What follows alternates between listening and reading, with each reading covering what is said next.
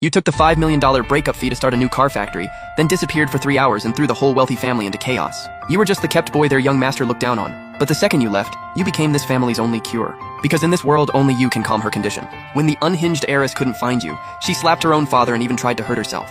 Meanwhile, you were sleeping out in the wild, not knowing you'd gone insanely viral. Because the entire city was searching for you like crazy. You knew very well that only you could calm that manic heiress, and her current peace was only temporary. So when Zoran threw you $5 million and told you to get lost, you took the check without hesitation and left on the spot. But you also warned him up front, don't come crying for me to return to the estate because this money is non-refundable. Zoran laughed off your warning and didn't take it seriously at all. That night, Dulcie stormed into your room, saw someone else living there, and her face turned pitch black. With icy eyes, she demanded, "Why are you in Jace's room? Where is Jace?" Zoran shuddered under her terrifying stare and instinctively tried to distance himself. "I didn't know this was Jace's room," Dulcie roared. "Get out!" She completely snapped, throwing all grace and dignity out the window.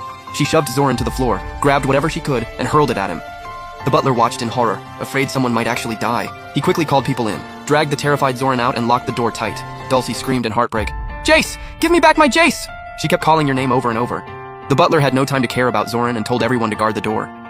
Then he hurriedly called Lin Shufen and reported in a low voice, "Madam, Mr. Jace took the money and left. The young lady is losing her mind looking for him, but his phone won't go through. Can you reach him?" On the other end, Lin Shufen heard the loud crashing and gritted her teeth in anger. She immediately signaled Assistant Lin to call you. Assistant Lin called twice, but neither call went through, so he could only shake his head. "Ms. Lin, Jace's phone is off." "Where the hell did he go?" Lin Shufen was so furious that veins popped on her forehead. She told the butler to watch Dulcie closely, and not let her hurt herself. At the same time, she sent people to your old place and rushed over herself. After hanging up, the butler immediately pulled out his phone. He slipped the front camera through the crack of the door to peek inside, silently praying. "Please, young lady, just finish raging and calm down." Hearing the terrifying sounds inside, everyone's heart jumped into their throat. Only then did they realize the estate's daytime peace was just the calm before the storm.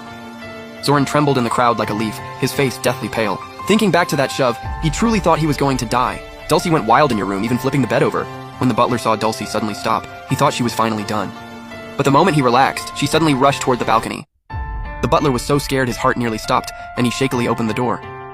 But as soon as the door opened, a white figure flashed past and the room was already empty. The young lady jumped. A wave of screams erupted from the crowd. The butler scrambled outside to find her. Luckily, there was grass below the balcony, so Dulcie only fell and wasn't badly hurt.